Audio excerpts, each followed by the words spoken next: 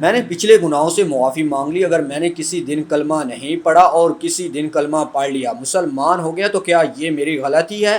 میں نے کفارہ ادا کیا۔ طلال چودھری حکومت پر برس پڑے۔ نجی ٹی وی پروگرام میں طلال چودھری نے گفتگو کرتے ہوئے کہا کہ ملک میں 4 مارشل لا لگے، کسی کو 1 منٹ کی سزا تک نہیں ہوئی۔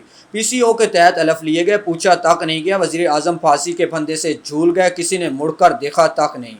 اٹک کے قلعے سے لے کر جلا وطنیوں تک داستانیں بھری پڑی ہیں۔ اور ایک اور سوال کے جواب میں لیگی رہنما طلال چودھری کا کہنا تھا کہ اگر میں نے کسی وقت کلمہ نہیں پڑھا، میں نے اگر کلمہ پڑھ لیا اور مسلمان ہو گیا تو یہ میری غلطی ہے؟